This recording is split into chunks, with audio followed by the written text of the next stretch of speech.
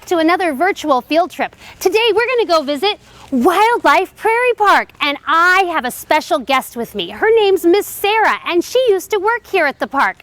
She's going to tell us about all the animals and birds and reptiles. I hope you have fun learning all about Illinois' wildlife. Hello everybody and welcome to Wildlife Prairie Park. This park is located just outside of Peoria in Hannah City, and it features native or once native species to Illinois. So the animals that we're going to go visit today are all animals either you can find in Illinois today or you once found there, but maybe they're not around anymore. So we'll see things like bison, elk, bears, cougars, bobcats, and many more animals. So I hope you have fun taking the field trip with us and visiting Wildlife Prairie Park. Hey, we're visiting the bison now. The bison are in a pasture that has lots of grass for these guys to eat.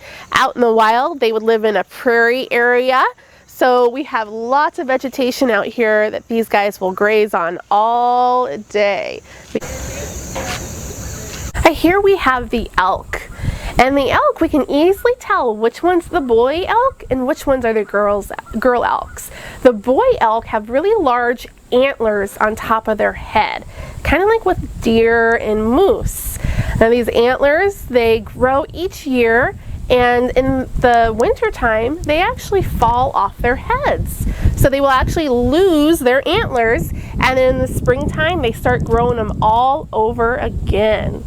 And they use these antlers to help protect themselves and to protect the other girls around them. And they also use it to kind of show off, to show how strong they are and how healthy they are. This is TR, the black bear. You may have seen a similar bear in the news a while back. If you remember Bruno, the black bear that was passing through Illinois and Iowa. Well, this is TR, and he's a resident here at Wildlife Prairie Park. And right now, he's just kind of relaxing and enjoying this nice weather before winter comes along. Because before long, he's going to be going into hibernation. And hibernation is basically a really deep sleep that he goes through during the winter time. So during the winter time, he will sleep, and that's just about it. So this time of year right now, he's eating a lot more food, and bears are what we call omnivores. And omnivores are animals that eat both meat and plants. So a bear likes to eat a lot of things like nuts and berries, but also meat like fish and other things like that. So he's got a very big diet, so he wants to put on lots of weight before winter comes along, and he's growing his nice thick coat too. So once it turns December, he'll go into his den and he will sleep all winter, and when spring comes around and it's nice and warm, he'll come back out and start moving around and eating again. And here we have the coyote. Clover is a coyote that lives here at the park, and it is a member of the canine family, so also a dog. And these guys, maybe you've seen them around town, because these are a type of animal that will sometimes come close to our homes because we attract a lot of things that they like to eat. These guys are carnivores, which means that they eat meat, but they like to eat small mammals like mice, rats, rabbits, and raccoons. And they tend to be around our homes a lot. So sometimes you'll be lucky enough to see one of these guys out in the wild hunting. And you can kind of see she's moving around a lot. Maybe she smells something yummy. These guys do have an excellent sense of smell, and that's how they're able to find their food. They follow their noses. Here we have the gray fox. The gray fox is a member of the canine family. Canine family are dogs. So this fox is related to, like, if you have a pet dog, or coyotes and wolves. But this one is really unique because it's one of the very few members of the canine family that can climb trees. So with this fox, he has special claws that go in and out, kind of like a cat. Normally, dogs' claws are out all the time, but this special fox is able to bring him in and out, and it really helps him climb up trees. So if you ever visit the park, you'll notice that there's metal wrapped around a lot of the trees, and that's so the fox can't climb up the tree and get out of its enclosure. So it's a good way to help keep him safe and inside. And just like our other animals, these guys have really thick coats of fur, and they have an especially fluffy tail that they use like a scarf to help keep them warm. Just like he's doing right now, he's going to snuggle into that tail to keep his little nose nice and warm. Here we have the badger. Badgers are unique mammals because these guys like to live underground. They have long nails that can be up to 2 inches long that they use for digging. So they will actually dig their home and live there. They also have unique fur that helps keep the dirt off of their bodies. So they have very coarse, thick fur that helps keep them nice and clean. So when they're digging underground, they don't get super dirty. Here we have the skunk. And hopefully you all know, if you ever see a skunk in the wild, you shouldn't get very close, because these guys have a very unique way of defending themselves. To help keep themselves safe, they actually spray a really smelly oil. And when this oil gets on your skin, it's hard to get off. And if it gets in your eyes, it burns really bad. But this is a way that they help keep predators or other animals that might eat them away from them. Here we have the raccoons.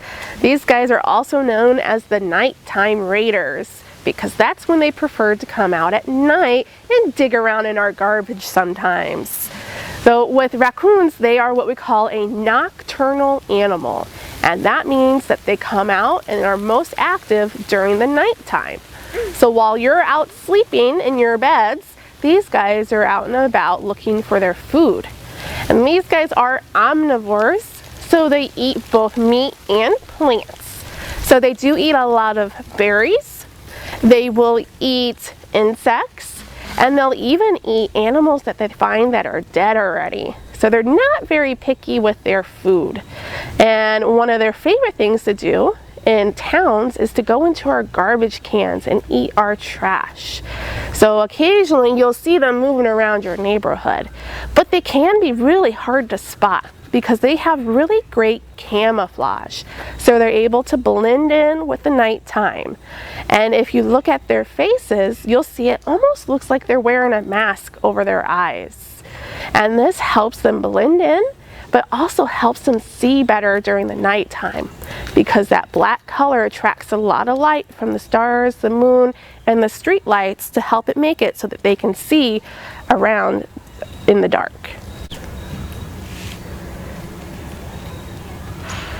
Here we have the fox squirrel. Now this is probably an animal that you see around your house a lot because these are ones that easily adapt or adjust to living in town because we have the perfect place for these guys to live, our trees.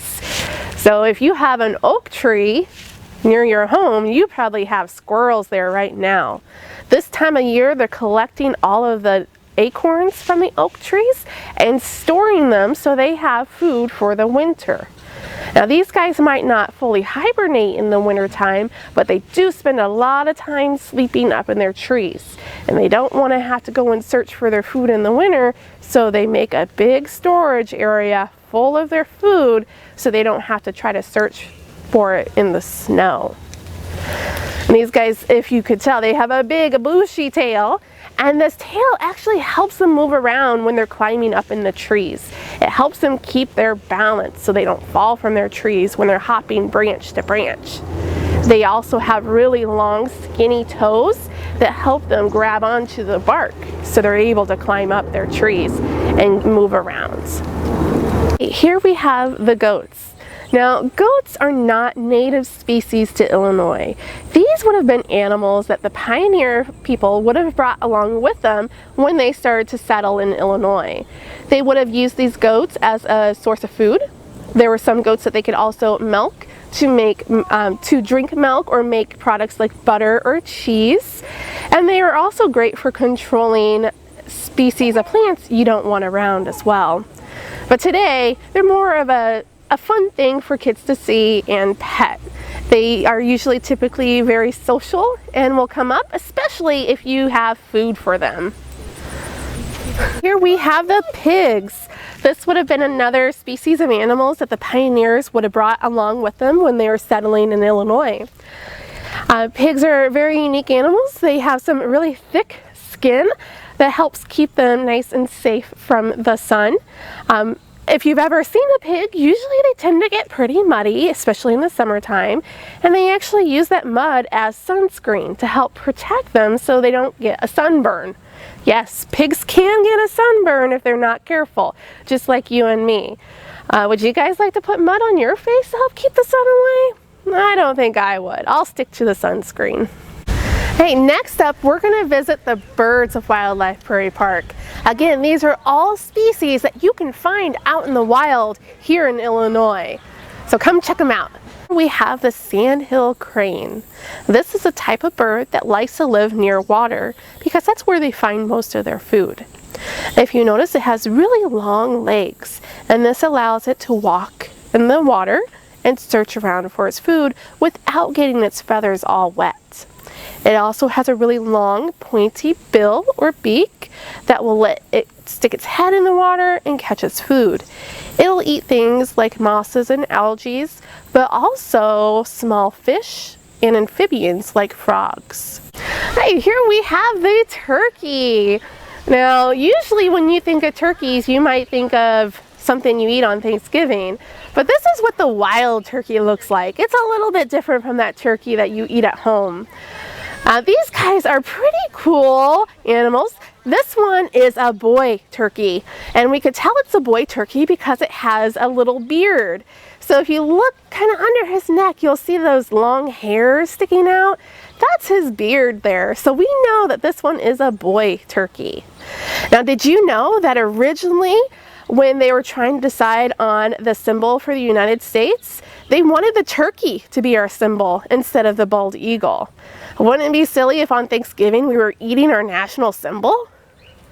This is the bald eagles. And the bald eagles are our national symbol, so they're kind of what represents the United States. Wow. So they are a very majestic bird. They are also a protected species. This is a species of bird where at one time we didn't have very many left out in the wild, mainly because of overhunting them and chemicals that were used that kind of made their eggshells very thin and they broke a lot. So they were protected for a long time where people were not allowed to hunt them or harm them so that their numbers would come back. So if today you were to go by the Illinois River, especially in the wintertime, you'll see a lot of eagles flying around catching fish. And these guys do eat a lot of fish. That's their primary diet out in the wild. So they're going to sit up high in a tree by the river and use their excellent eyes to spot a fish in the water, swoop down and grab it with their big feet and long talons. This is the great horned owl, and this is one of the most common owls that we have in Illinois.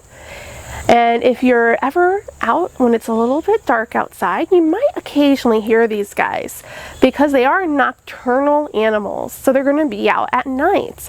And they can be a little noisy sometimes. When these guys are making their calls, it kind of sounds like ooh, ooh, ooh.